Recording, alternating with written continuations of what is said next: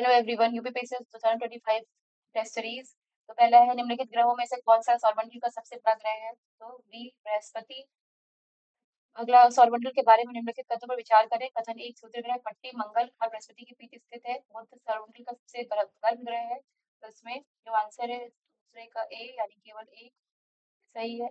अगला, फिर से कथन, तो वरुण सूर्य के सबसे दूर का ग्रह है। कारण आर वरुण का कक्षीय काल सौरमंडल में सबसे लंबा है। तो तीसरे का ए और आर दोनों सही है। आर ए की सही व्याख्या है। अगला, सूर्य में उनकी दूरी के अनुसार निम्न खगोलीय पिंडों को बढ़ते क्रम में व्यवस्थित करें। यहाँ पे चौथे का ए है। 4 1 3 2, यानी कि शुक्र, फिर मंगल, फिर बृहस्पति और फिर शनि। अगला, आर्कटिक सर्कल के बारे में निम्नलिखित में से कौन सा कथन सही है? तो यहाँ पे पांचवे का बी, या उस क्षेत्र की सीमा को चिन्हित करता है जहां वर्ष में कम से कम एक दिन पूर्ण अंधकार रहता है।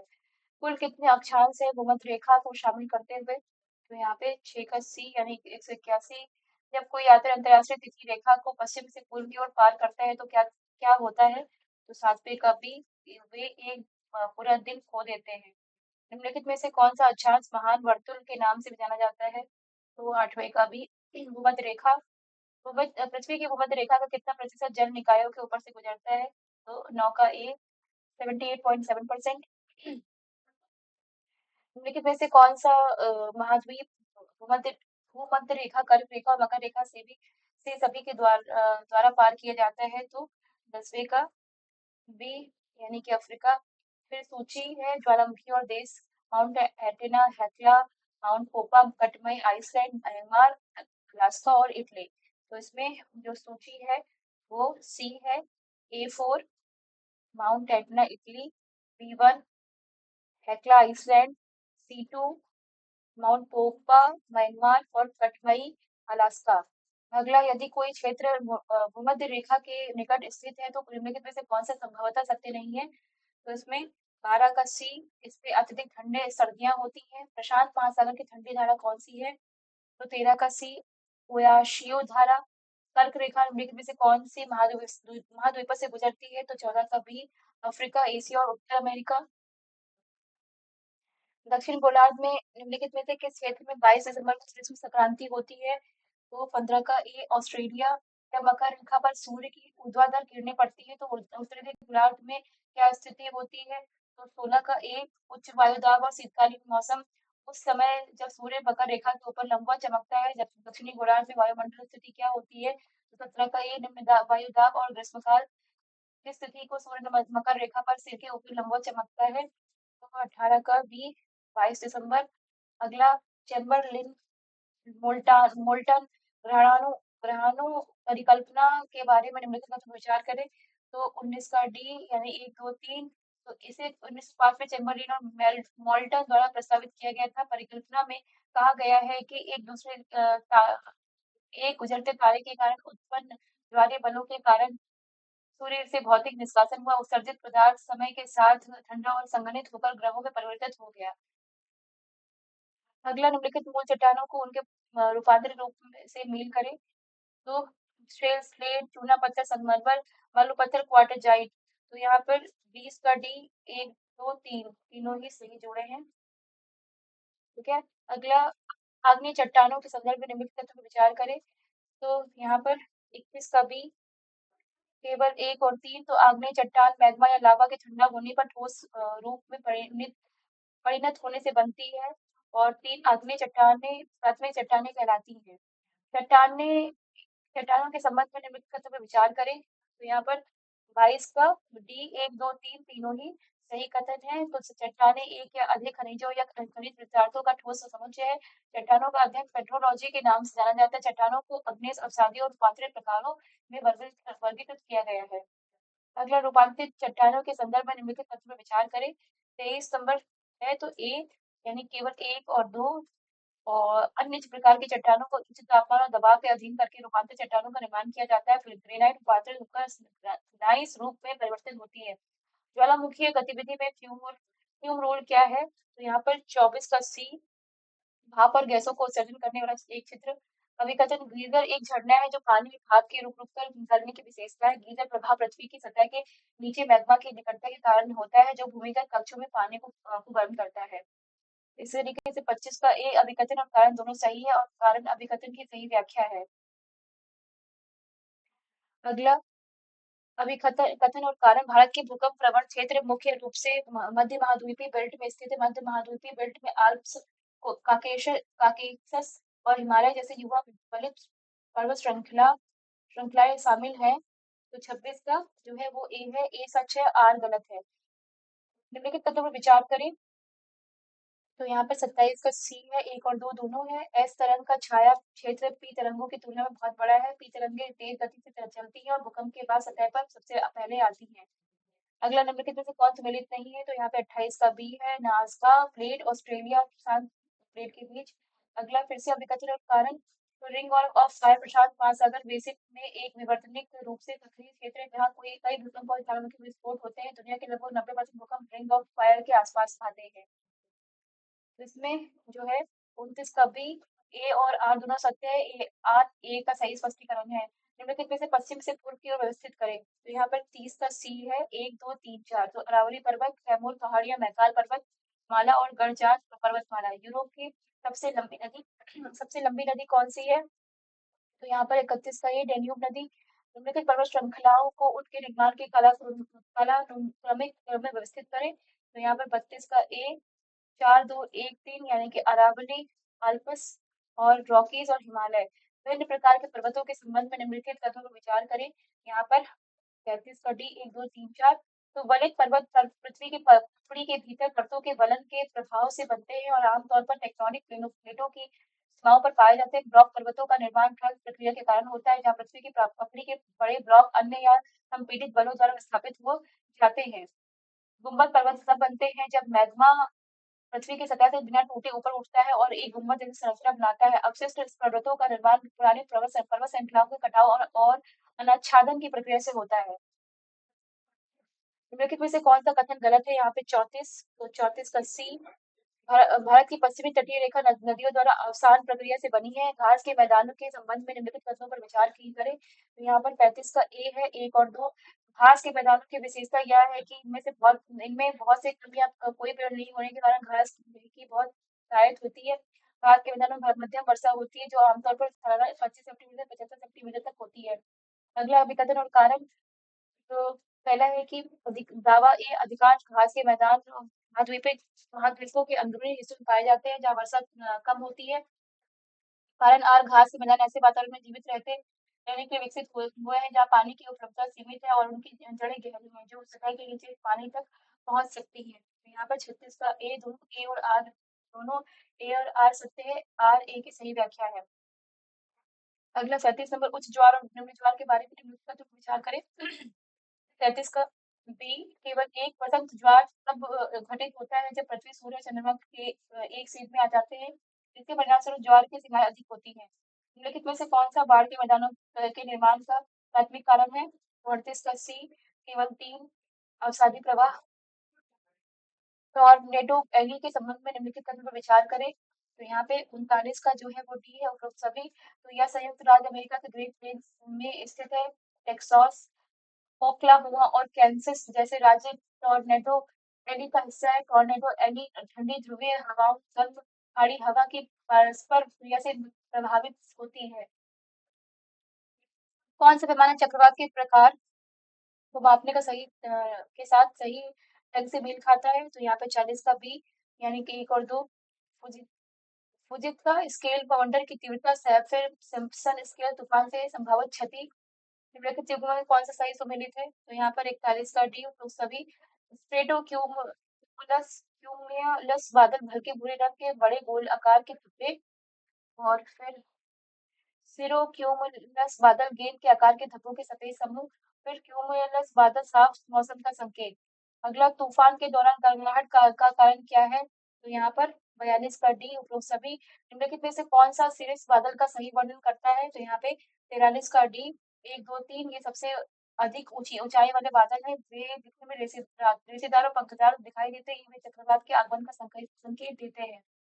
अगला पर्वत और घाटी की हवाओं के बारे में निम्नलिखित तथ्य पर विचार करें।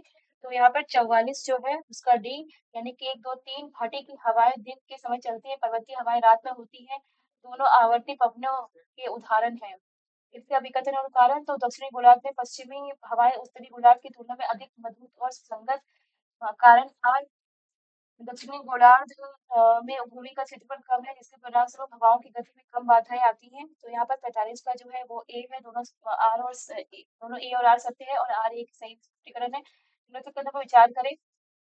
तो यहाँ पर 46 जो है उसका सी है, यानी 1 और 2 दोनों उष्णकटिबंधीय क्षेत्र में व्यापारिक प्रभाव के कारण महासागरों के पश्चिमी भाग पूर्वी भागों की तुलना में गति गर्म होते हैं। समशीतोष्ण क्षेत्रों में पछुआ हवाओं के कारण महासागरों का पूर्वी भाग पश्चिमी भागों की तुलना में अति गर्म हो जाता है। अगला, मृदा निर्माण के बारे में निम्नलिखित में से कौन सा कथन सही है? तो यहाँ पे 47 का ए है। केवल 1 और 2 केंचुओं को पारिस्थितिकी तंत्र का इंजीनियर कहा जाता है, क्योंकि वे मिट्टी का उत्पादकता बढ़ाते हैं कि मिट्टी के रंग और खनिज संरचना को निर्धारित करने की आधारशिला महत्वपूर्ण भूमिका निभाती है। ये दोनों सही कथन है। अगला, निम्नलिखित में से कौन सी जनजाति अपने प्राथमिक व्यवसाय से सही ढंग से मेल खाती है? तो यहाँ पर 48 का ए है, 1, 2, 3, 4। तो पिग्मी जनजाति शिकार और संग्रहण, मसाई जनजाति कृषि, दोनों जनजाति मवेशी पालन और कृषि, किर्गिज जनजाति मवेशी पालन। अगला है यर्ट शब्द निम्नलिखित में से किसको संदर्भित करता है? तो यहाँ पे 49 का सी है, किर्गिज जनजाति द्वारा उपयोग किए जाने वाला एक गोल आकार का अस्थायी तंबू। अगला, एक्सकिमो जनजाति के बारे में निम्नलिखित में से कौन सा कथन सही है? तो यहाँ पर 50 का जो है वो बी है, केवल 1 और 2। तो पूर्वी ग्रीनलैंड, अलास्का, कनाडा के टुंड्रा क्षेत्र में पाए जाते हैं। वे परिवहन के लिए स्लेज और शिकार के लिए भाला का उपयोग करते हैं इस तरीके से।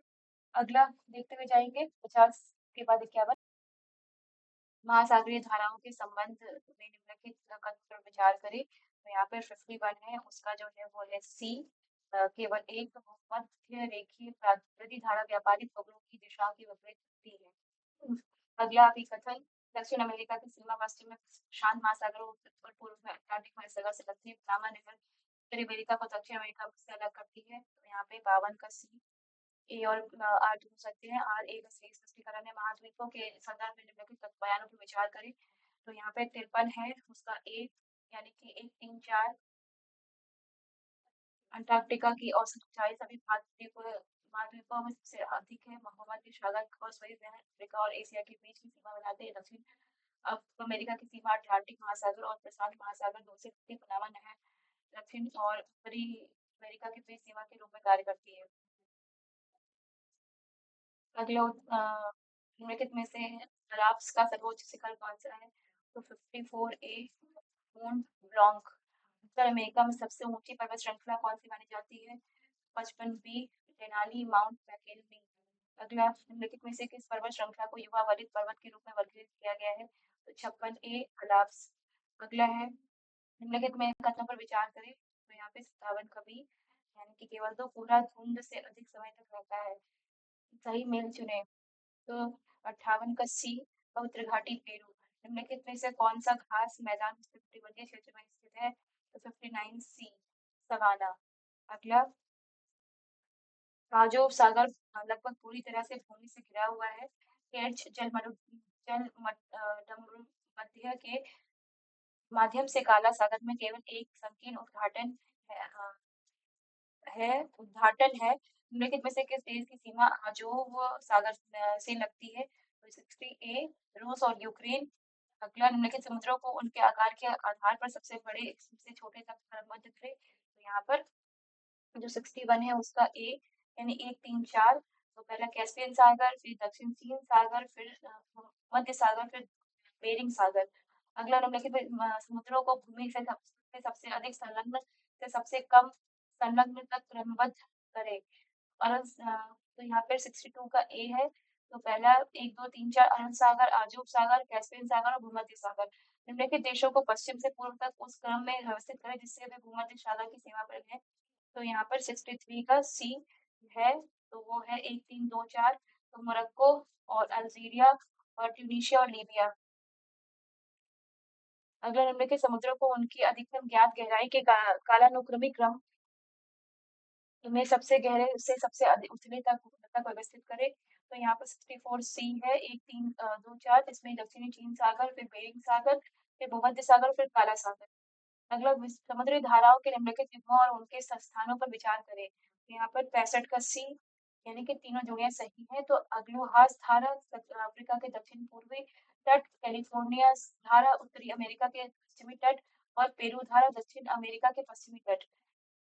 फिर अभिकथित मैरियाना गर्त दुनिया का सबसे गहरा महासागरीय गर्त, जिसकी गहराई लगभग 11,034 मीटर है। मैरियाना गर्त प्रशांत प्लेट के नीचे उपसरण से बना है, जो इसकी अत्यधिक गहराई का कारक है। 66A, दोनों ए और आर सही है। आर एक सही सृष्टि कारक है। अगला निम्नलिखित सातवीं कारकों को उनके अधिकतम ज्ञात गहराई के आधार पर गहरे से उच्च तथा कालानुक्रमिक क्रम में रखें। तो यहाँ पे 67 का ए है, 1 2 3 4, यानी मैरियाना गर्त, क्रोमा गर्त और पेरुचिडी गर्त और जावा गर्त। एशिया की सबसे लंबी नदी कौन सी है? तो यहाँ पर 68 का ए है, जो कि है यांगत्से नदी। विश्व की नदियों के बारे में निम्नलिखित तत्व विचार करें। तो यहाँ पर 69 है, जिसका ए है। दोनों एक और दो। यांगत्से नदी एशिया की सबसे लंबी लंबी नदी है, जो चीन से बहती है और प्रधान महासागर में गिरती है। नाइल नदी अफ्रीका में सबसे लंबी नदी है और 9 देशों से होकर बहती है, फिर भूमध्य सागर में गिरती है। अगला स्तंभ एक, स्तंभ दो। तो यहाँ पे जो है मिलान करना है। तो यहाँ पे 70 का ए है, 1B2C, 1B2C और 3D, और इसका नदी मूल का वो ये है ए। तो कांगो नदी अफ्रीका की दूसरी सबसे लंबी नदी नदी टिग्रिस चीन, इराक और सीरिया से होकर बहती है, फारस की खाड़ी में बहती है। नदी मेकॉन्ग दक्षिण पूर्व एशिया से होकर बहती है, दक्षिण चीन सागर में गिरती है। नदी वोल्गा यूरोप की सबसे लंबी नदी कैस्पियन सागर में बहती है। अगला फिर से सही मेल। तो शहर और नदी काहिरा, वाराणसी, पेरिस और ऑर्लियंस। तो यहाँ वाराणसी देख के तो पता चलेगा गंगा 2A। तो फिर यहाँ पर 71 का जो है वो ए है। तो 1D काहिरा नाइल और 2A वाराणसी गंगा, पेरिस यानी कि 3 का बी थेम्स और न्यू ऑर्लियंस मिसिसिपी। इसी तरीके से अगला लंदन थेम्स नदी के किनारे स्थित है। यहाँ पे 72 जो है वो ए है, केवल एक सही है। अगला फिर कथन कथन दो, कथन तीन, कथन चार। दुनिया में सबसे बड़ा ताजे पानी की झील जो जलाशय के हिसाब से सबसे बड़ी, वो लेक बैकाल जो रूस में स्थित है। तो यहाँ 73 ए है, जो सही है। तो यहाँ पे सारे ऑप्शन सही है। तो कथन दो है, कैस्पियन सागर दुनिया में सबसे बड़ी खारे पानी की झील है और यह रूस, अजरबैजान, तुर्कमेनिस्तान, ईरान और कजाकिस्तान जैसे यूरेशियाई देशों के बीच में स्थित है। दुनिया की सबसे ऊंची जलप्रपात साल्टो एंजल है, जो वेनेजुएला में स्थित है। इसकी ऊंचाई 979 मीटर है। दुनिया की सबसे बड़ी लैगून चिल्का झील है, जो भारत के उड़ीसा राज्य में स्थित है। अगला है column A, column B, Baikal झील, सुपीरियर झील, बियर ग्रेट बियर झील और टिटिकाका झील। ठीक है, तो इसका जो है वो 74 का होगा ए, यानी 1B2C, 1B2C और 3A4D, 3A4D। बैगाल झील विश्व की सबसे गहरी मीठे पानी की झील। सुपीरियर झील क्षेत्रफल की दृष्टि से विश्व की सबसे बड़ी मीठे पानी की झील। ग्रेट बियर झील, तो यहाँ से आर्कटिक वृत्त गुजरता है। टिटिकाका झील विश्व की सबसे ऊंची नौगन्य झील। अगला, उत्तरी अमेरिका की महान झीलों के संबंध में निम्नलिखित कथन कौन सा कथन सही है? तो यहाँ 75 का सी है, यानी झील संयुक्त राज्य अमेरिका और कनाडा के बीच एक प्राकृतिक सीमा बनाती है। अगला कौन सा सम्मिलित नहीं है? तो 76 का सी सम्मिलित नहीं है। विक्टोरिया झील आयतन के हिसाब से अफ्रीका की सबसे बड़ी झील है, इसमें सम्मिलित नहीं है। निम्नलिखित में से कौन सा समुद्र और उनके संबंधित स्थानों का मेल सही नहीं है? तो यहाँ 77 डी है, जो मकासर, जावा सागर और सेलिबेस सागर इंडोनेशिया। अगला, निम्नलिखित में से कौन सा चक्रवात अपने क्षेत्रीय नाम वाली के साथ सही ढंग से मिलाया गया है? तो यहाँ 78 का ए है, जो कि 1 और 2 है। टाइफून चीन, विली विली दक्षिण और उत्तर पश्चिमी ऑस्ट्रेलिया। वायुमंडल के संबंध में निम्नलिखित तथ्यों पर विचार कीजिए। तो यहाँ पे 79 ए है 134। तो क्षोभ मंडल में वायुमंडल का लगभग 80% द्रव्यमान समाहित है। थर्मोस्फीयर में ओजोन परत होती है। स्ट्रेटोस्फीयर अरोरा की घटना के लिए जाना जाता है। निम्नलिखित क्षेत्रों में उनके प्रमुख प्राकृतिक संसाधन के साथ सही ढंग से समझाया गया है। तो यहाँ पे 80 का बी है केवल 134। ब्राजील कॉफी, ऑस्ट्रेलिया लॉयस, दक्षिण अफ्रीका हीरे। अगला 81 निम्नलिखित में से कौन सा शहर डेन्यूब नदी के किनारे स्थित है? तो 81 का डी उपरोक्त सभी बुडापेस्ट, वियना, प्राग। पृथ्वी के कोर के बारे में निम्नलिखित कौन सा कथन सत्य है? तो 82 का यहाँ पर डी होगा। 1 2 4, 1 2 और 4। कोर मुख्य रूप से आयरन, Fe और निकल से बना है। कोर पृथ्वी के द्रव्यमान का लगभग 32.5% और उसके आयतन का 15% प्रतिनिधित्व करता है। 4 बाहरी और आंतरिक कोर के बीच की सीमा को लिहमैन असंतता कहा जाता है। भूपर्पटी के संबंध में निम्नलिखित तत्व पे विचार करें। तो यहाँ पर 83 का डी है, यानी कि 2 3 4, 2 3 और 4। कॉनरॉड असंतुलता जलमंडल और भूपर्पटी के बीच के समाहित की सीमा को चिन्हित करती है। भूपर्पटी का औसत घनत्व लगभग 3 ग्राम बाय सेमी क्यूब है। समुद्री परत महाद्वीपीय परत की तुलना में पतली होती है, जिसकी औसत मोटाई लगभग 5 किलोमीटर होती है। मतलब पृथ्वी की संरचना के संदर्भ में निम्नलिखित पर विचार करें। 84 बी 2 3 4, 2 3 और 4। भूपर्पटी विश्व पृथ्वी की आयतन का लगभग 1%, इसके द्रव्यमान का 5% प्रतिनिधित्व करती है। लिथोस्फीयर में मंडल का सबसे ऊपरी भाग संपूर्ण पृष्ठ शामिल मंडल और पृष्ठ के बीच की सीमा को होगा और जिसका कंटिन्यूटी कहा जाता है। पृथ्वी के आवरण का संबंध निम्नलिखित में से कौन सा कथन सही है? तो यहाँ 85 का ए 1 3 4। मेंटल पृथ्वी के आयतन का लगभग 85 और परसेंट और द्रव्यमान का 67% है। फिर ऊपरी और निचले मेंटल मेंटल के बीच की सीमा को रिपेटिव डिसकंटिन्यूटी के द्वारा चिन्हित किया गया है। मेसोस्फीयर स्थलमंडल के नीचे लेकिन कोर के ऊपर स्थित है। अगला निम्नलिखित में से कौन सा कथन पृथ्वी की संरचना में आंतरिक कोर की भूमिका का सबसे अच्छा वर्णन है? तो यहाँ पे 86 का सी। यह ठोस लोहे और निकल से बना है और ऐसा माना जाता है कि बाहरी कोर ठंडा होने पर इसका विस्तार हो रहा है। अगला स्थलमंडल और स्टेनोस्फेयर के बीच की सीमा की विशेषता है। तो 87 का बी लचीलेपन में अंतर, स्थलमंडल कठोर है और स्टेनोस्फेयर तरल है। पृथ्वी की आंतरिक परतों के संबंध में निम्नलिखित तत्व पर विचार करें। तो 88 बी, यानी कि 2 और 3। एथनोस्फेयर अर्ध सरल और टेक्टोनिक प्लेटों की गति को सुविधाजनक बनाता है। मध्यमंडल अर्ध कठोर अवस्था में है और 350 किलोमीटर से 2900 किलोमीटर के बीच स्थित है। पृथ्वी को निम्नलिखित में से कौन सी परत ग्रह के चुंबकीय क्षेत्र को उत्पन्न करने के लिए जिम्मेदार है? तो 89 सी। बाहरी कोर स्थलमंडल के संबंध में निम्नलिखित में से कौन सा कथन सत्य है? तो 90 का सी। स्थलमंडल को टेक्टोनिक प्लेटों में विभाजित किया गया है जो भूकंप और ज्वालामुखी विस्फोट का कारण बनते हैं।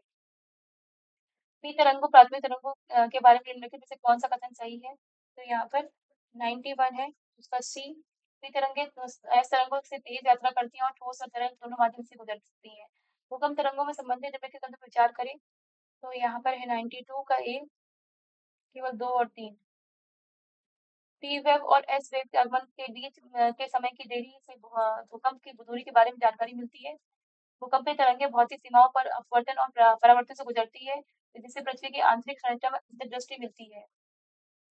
अगला भूकंपीय छाया क्षेत्र, जहाँ कोई ऐसे तरंगे नहीं पाई जाती जो है पृथ्वी की आंतरिक संरचना के बारे में महत्वपूर्ण सुराग प्रदान करता है। या छाया क्षेत्र निम्नलिखित में से किसको प्रकट करता है? 93 बी, बाहरी कोर की तरल अवस्था। पृथ्वी के आंतरिक कोर के बारे में निम्नलिखित में से कौन सा कथन भूकंप विज्ञान द्वारा समर्थित है? तो यहाँ पे 94 का बी है। पी तरंगे और आंतरिक और बाहरी कोर के बीच की सीमा को प्रतिबिंबित करती है और आंतरिक कोर की ठोस स्थिति की पुष्टि करती है। निम्नलिखित में से कौन सा भूकंपीय व्यवहार पृथ्वी की स्तरित संरचना का प्रत्यक्ष प्रमाण प्रदान करता है? 95 ए, पृथ्वी के भीतर विभिन्न गहराई पर भूकंपीय तरंगों के वेग में परिवर्तन। 96 पृथ्वी का घूर्णन काहिरा और ग्रीनविच जैसे स्थानों के बीच समय के अंतर की गणना करने में कैसे मदद करता है? तो 96 सी। पृथ्वी 24 घंटों में 360 डिग्री घूमती है और इसलिए प्रत्येक 15 डिग्री देशांतर 1 घंटे का समय अंतर के रूप में अनुरूप होता है। मृदा निर्माण प्रक्रिया में मृदा जीव किस प्रकार योगदान करते हैं? 97 का ए, कार्बनिक पदार्थों को विघटित करके और मिट्टी में पोषक तत्व जोड़कर। मृदा निर्माण प्रक्रिया में चट्टानी खनिजों के विघटन और परिवर्तन का प्राथमिक परिणाम क्या है? तो 98 बी, विघटित तत्वों में नए खनिजों की वर्षा। चट्टान को मिट्टी में बदलने की में अग्रणी सब्जी वनस्पति जैसे लाइकेन क्या भूमिका निभाती है? तो 99 बी, उनकी जड़ें चट्टानों को ढीला करने में मदद करती है, इसके टूटने से योगदान देती है टूटने में योगदान देती है। निम्नलिखित में से कौन सा बल मिट्टी के निर्माण के प्राथमिक चरण के दौरान चट्टान के विघटन में योगदान देता है? तो यहाँ पर बी, वर्षा जल विलायक के रूप में कार्य करता है। ब्लू मून इसलिए होता है क्योंकि पूर्णिमा लगभग हर 29.5 दिन में होता है। यह देखते हुए ग्रेगोरियन कैलेंडर में नीला चांद कितनी बार होता है? 101 कभी, प्रत्येक 2.5 2.715 वर्ष पर।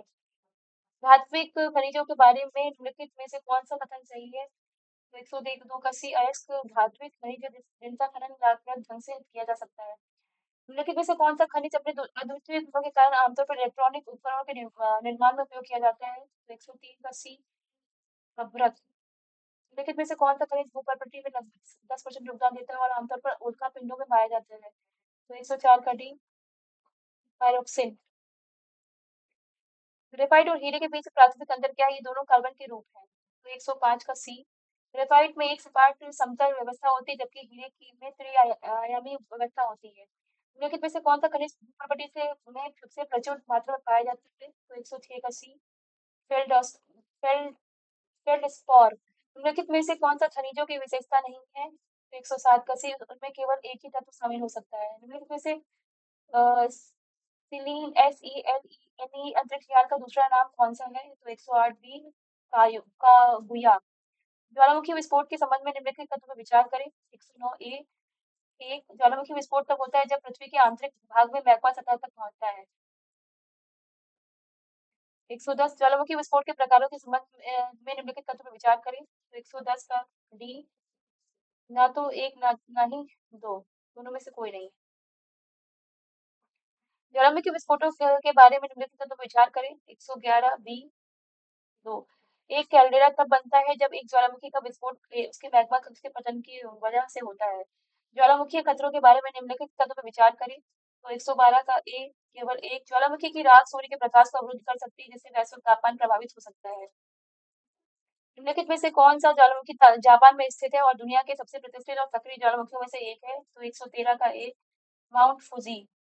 कौन सा ज्वालामुखी इंडोनेशिया में स्थित है और 1883 में अपने विनाशकारी विस्फोट के लिए जाना जाता है जिसके कारण दुनिया भर में बड़े पैमाने पर सुनामी और जलवायु प्रभाव पड़ा? तो 114 का सी, क्राकाटुआ। तिब्बती पठार में स्थित कौन सा पर्वत दुनिया की 14वीं सबसे ऊंची चोटी है और अपनी चुनौतीपूर्ण चढ़ाई स्थितियों के लिए जाना जाता है?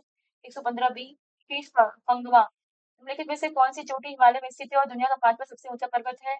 116 सी, चोयू। निकुल कॉस्मोस द्वारा लॉन्च किया गया रॉकेट जिसमें पूरी तरह 3D प्रिंटेड इंजन है, का नाम क्या है? तो 117 बी, अग्निबाण SORTED। वैश्विक मूल्य श्रृंखला जीवीसी के बारे में निम्नलिखित तत्व पर विचार करें। 118 ए, केवल एक जीवीसी एक उत्पादन अनुक्रम संदर्भित करता है जिसमें कई देश शामिल होते हैं जिसमें प्रत्येक चरण अंतिम उत्पाद में मूल्य में जोड़ता है। विश्व वन्य अपराध रिपोर्ट 2024 के अनुसार निम्नलिखित में कौन सा कथन वन्य जीव अपराध को सबसे अच्छी तरह से परिभाषित करता है? 119 सी, कानून का उल्लंघन करते हुए जंगली जानवरों या पौधों का अवैध व्यापार, आवाजाही, उपभोग या कब्जा। किस संगठन ने विश्व वन्यजीव अपराध रिपोर्ट 2024 जारी की? 120 सी, ड्रग्स और अपराध पर संयुक्त राष्ट्र कार्यालय UNODC। विश्व वन्यजीव अपराध रिपोर्ट 2024 के अनुसार 2015 और 21 के बीच वन्यजीव अपराध में से किस जानवर की प्रजाति सबसे अधिक प्रभावित हुई है? तो यहाँ पे 121 का सी, गैंडा।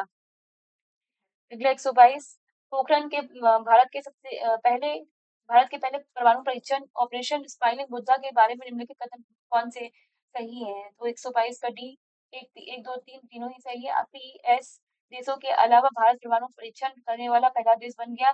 परीक्षण ईंधन के रूप में प्लूटोनियम के साथ एक विखंडन उपकरण का उपयोग करके आयोजित किया गया था। परीक्षण के चीन और पाकिस्तान के खिलाफ भारत की राष्ट्रीय सुरक्षा और विश्वसनीय प्रतिरोधक क्षमता को बढ़ा दिया है। निम्नलिखित में से कौन DRDO द्वारा विकसित स्मार्ट प्रणाली का एक घटक है? तो 123 का ए, एक दो 2 चरणीय ठोस प्रणोदन प्रणाली टारपीडो के लिए पैराशूट आधारित release systems. Fostering effective energy transition 2024 की रिपोर्ट में अनुसार 2024 के एनर्जी ट्रांजिशन इंडेक्स में भारत की रैंक क्या है? तो 124 का बी 63वां। निम्नलिखित में से कौन सी मैंग्रोव द्वारा प्रदान की जाने वाली एक प्रमुख पारिस्थितिकी तंत्र सेवा है? तो 125 का बी 134। कार्बन पृथक्करण लगभग 11 बिलियन टन कार्बन का भंडारण, तटीय आपदाओं और समुद्र स्तर में वृद्धि में सुरक्षा, जैव विविधता संरक्षण, जीवों की 1500 से अधिक प्रजातियों का समर्थन। भारत नॉर्वेस्टर्स के लिए अपना पहला अनुसंधान परीक्षण स्थल विकसित करने पर क्यों काम कर रहा है? तो 126 का बी तूफानों का अध्ययन करना, जिसमें उनके गठन और वृद्धि और प्रसार शामिल है। हीलिंग वर्क क्या है? तो 127 का बी मोना लोआ वेधशाला में मापा गया वायुमंडलीय CO2 एकाग्रता स्तर का रिकॉर्ड। वायु कवर्स के भीतर मीथेन ऑक्सीकरण में कौन सा माइक्रोबियल समूह महत्वपूर्ण भूमिका निभाता है? 128 का बी मेथनोट्रोफिक बैक्टीरिया। मोना लोआ वेधशाला MLO कहाँ स्थित है? तो 129 का सी हवाई USA। DAC+S प्रौद्योगिकी के माध्यम से प्राप्त किए गए CO2 के संभावित अनुप्रयोग निम्नलिखित में से कौन से हैं? तो 130 का डी 1 2 3 गहरी भूवैज्ञानिक संरचनाओं में स्थायी भंडारण कार्बन आधारित उत्पादों के निर्माण में उपयोग कर बेहतर तेल की प्राप्ति के लिए खत्म हो चुके तेल भंडारों में इंजेक्शन।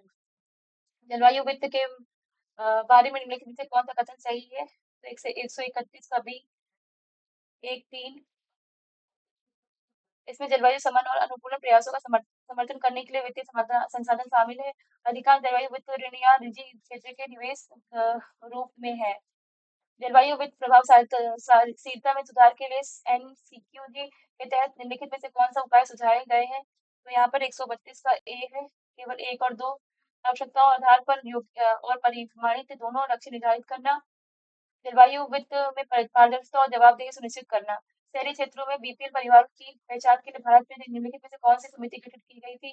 तो यहाँ पे 133 का डी है, हाशिम समिति।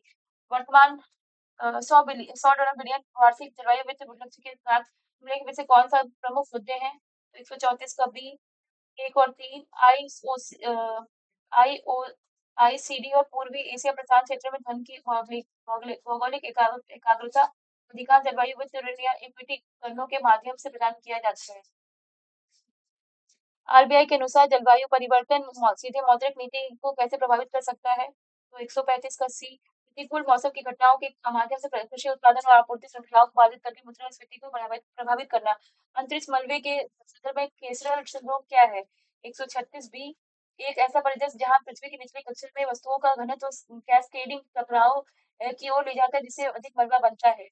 अगला कोलिजन अवॉइडेंस मैन्यूवर्स का मुख्य उद्देश्य क्या है?